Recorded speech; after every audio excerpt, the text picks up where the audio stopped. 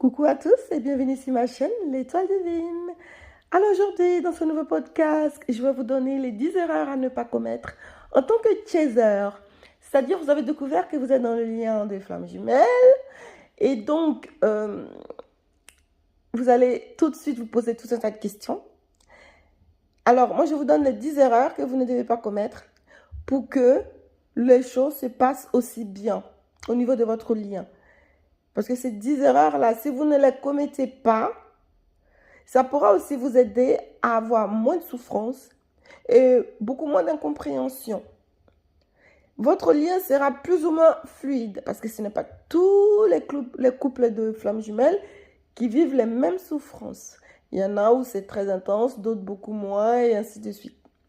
Donc déjà, ces 10 erreurs, si vous ne les commettez pas, ça pourra déjà vous aider un peu plus. Donc les voici en tant que chaser. Pour vous les amis chasers, voici les 10 erreurs que vous ne devez pas commettre. Première erreur, en parler immédiatement à votre autre. C'est-à-dire, vous avez découvert que vous êtes flamme jumelle, vous avez écouté tout un tas de vidéos, vous avez même fait des tests, vous vous êtes fait sûrement accompagner, on vous a dit votre parcours sentimental n'est pas un parcours habituel, c'est un lien de flamme jumelle.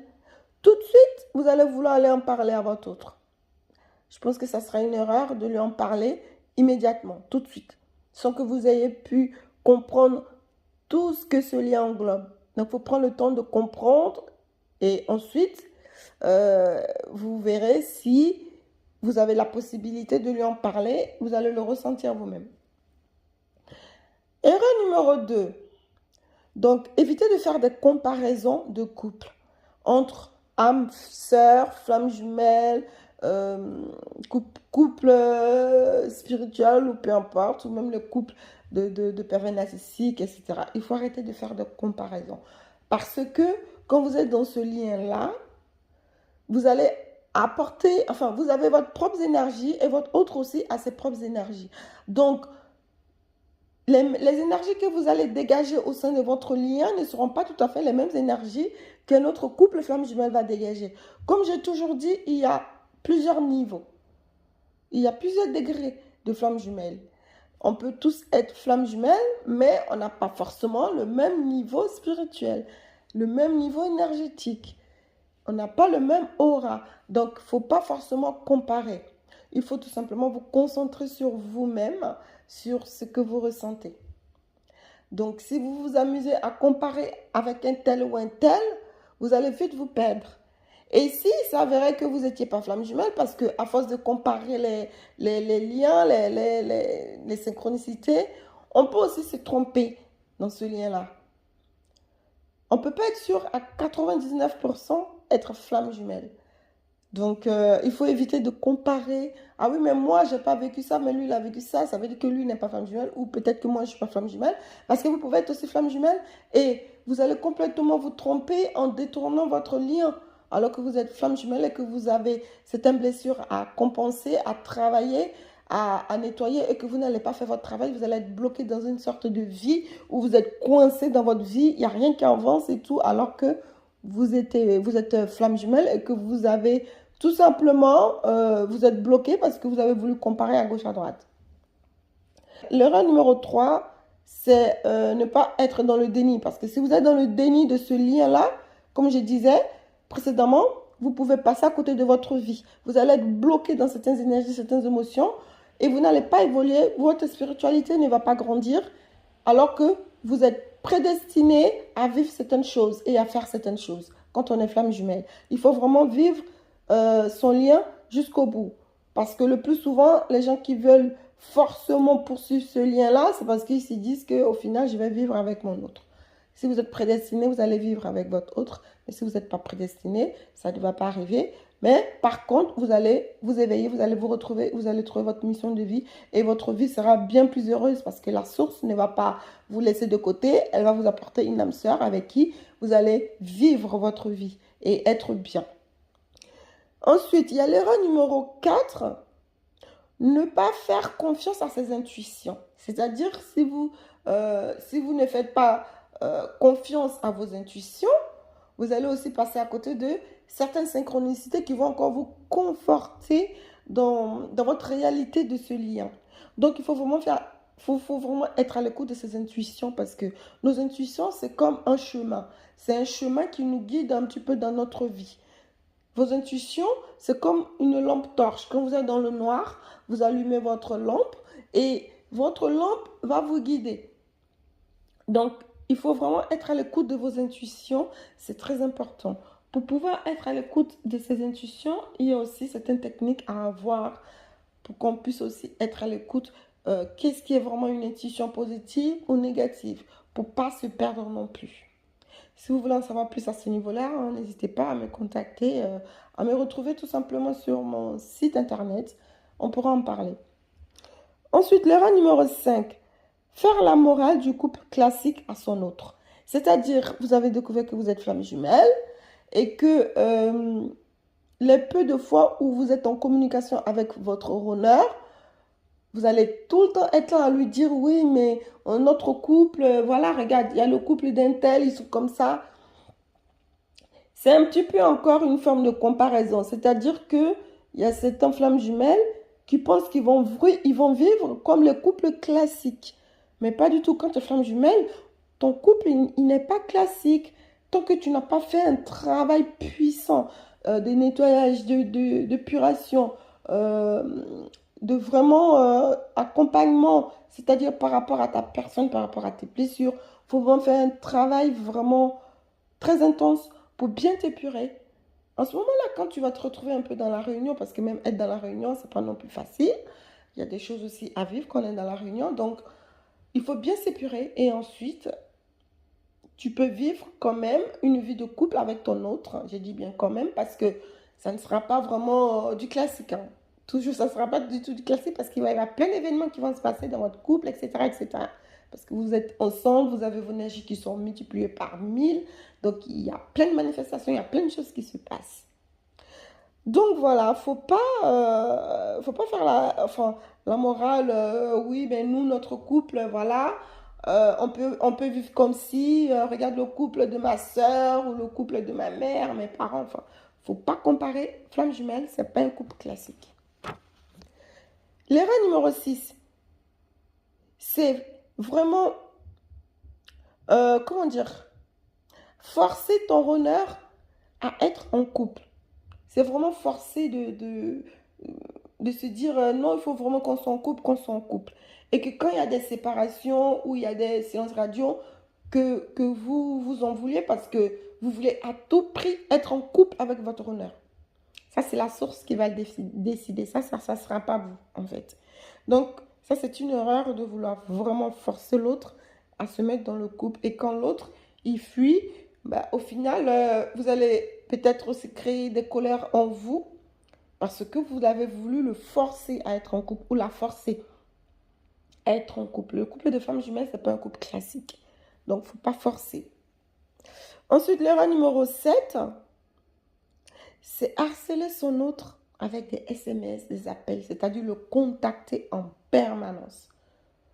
Le contacter tout le temps, tout le temps. Si vous voulez envoyer un message qui reprend un message, selon le message, bon, vous pouvez entamer la discussion, mais si vous voyez qu'il ne répond plus, c'est vrai que c'est pas normal, on se pose la question, mais n'insiste pas, ne le blindez pas avec des milliers de messages en rafale dans la même journée parce que vous avez commencé à discuter, il ne répond plus, vous insistez, vous insistez, vous insistez. Ça, ne le faites pas. Je l'ai déjà dit dans certaines vidéos, ne le faites pas, surtout pas. Parce que ces énergies qu'il a au moment où vous communiquez, parce que dès que vous parlez entre vous, peu importe que ce soit verbalement, par message ou même en télépathie, vous dégagez certaines énergies en même temps ensemble. Et parfois, il y en a un, c'est surtout le runner, qui reçoit beaucoup, beaucoup d'énergie.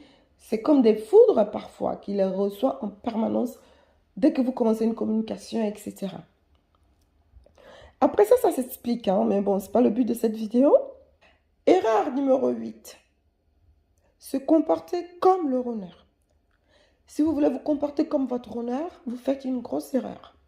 C'est-à-dire, bon, il ne m'a pas appelé, moi je ne l'appelle pas.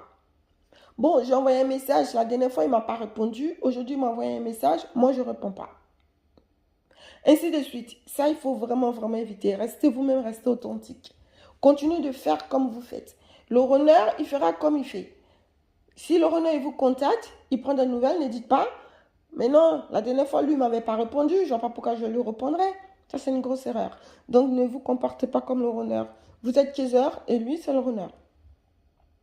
Le yin et le yang. Donc, ne vous comparez pas. On est fait pour se compléter. Donc, si à chaque fois, on veut se comparer comme l'autre, les choses ne vont pas bien se passer. L'erreur numéro 9, faire culpabiliser l'autre. Donc, faire culpabiliser l'autre, c'est une erreur vraiment à ne pas faire.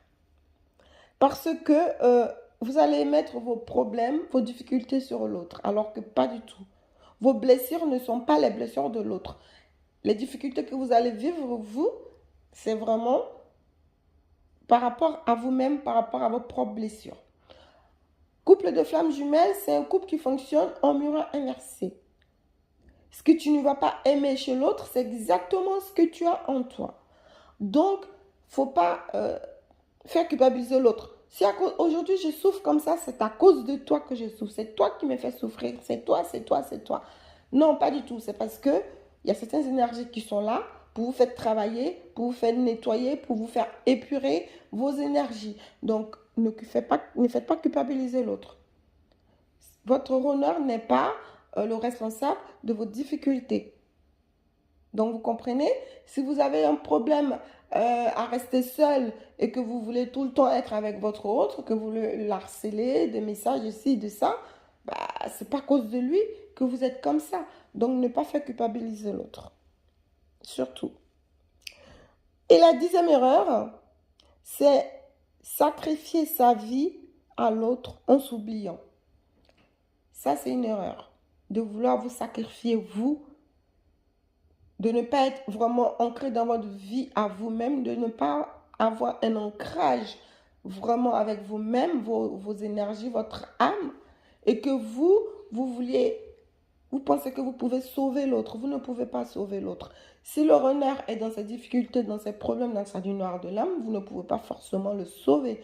Il faut d'abord vous épurer parce que c'est en étant en bonne santé qu'on peut aider l'autre. Quelqu'un qui est malade, qui est allongé sur son lit d'hôpital, il y a des gens qui sont dans des difficultés, ils ont besoin qu'on les aide à déménager. Tu ne peux pas te lever pour aller le déménager parce que toi-même, tu dois t'aider, tu dois t'occuper déjà de toi. C'est un exemple que je prends. Tu as mal à la jambe, on te demande d'aller faire une course, quelqu'un est dans le besoin, mais comment tu peux faire? Il faut d'abord que tu te guérisses et que tu aies toutes tes potentialités pour que tu puisses pouvoir aussi les mettre à la disposition des autres et pouvoir les aider. Donc tu ne peux pas te sacrifier toi. Il ne faut pas sacrifier sa vie.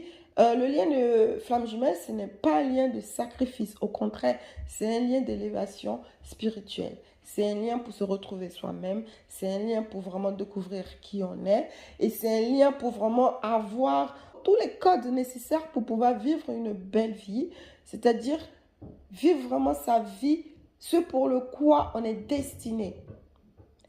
Je ne sais pas si je me fais comprendre. Donc, le lien de flamme jumelle, il est vraiment là pour vous aider, pour vous éveiller, pour faire grandir, pour montrer votre potentialité, pour vraiment vous dégager de tout ombre, de tout nuage, c'est-à-dire être dans l'éclaircie de votre vie.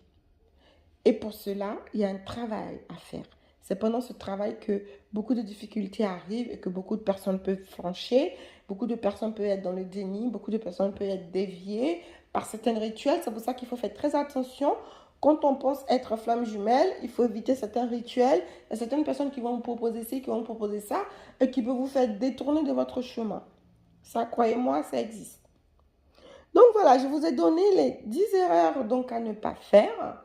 Et si vous avez des questions, vous pouvez les laisser en commentaire ou tout simplement me contacter sur mon site internet alloconfidence.fr. Donc, vous me laissez un mail ou tout simplement vous me faites un petit appel vocal, vous m'appelez tout simplement Et vous m'expliquez un petit peu ce pourquoi vous souhaitez vous confier ou les questions que vous voulez poser.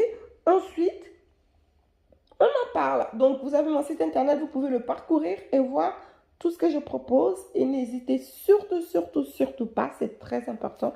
On n'a qu'une vie, il vaut mieux la vivre vraiment mieux en accord avec nous-mêmes.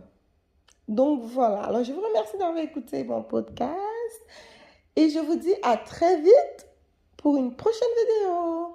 Belle journée à toutes et belle soirée à tous. Au revoir, merci à vous.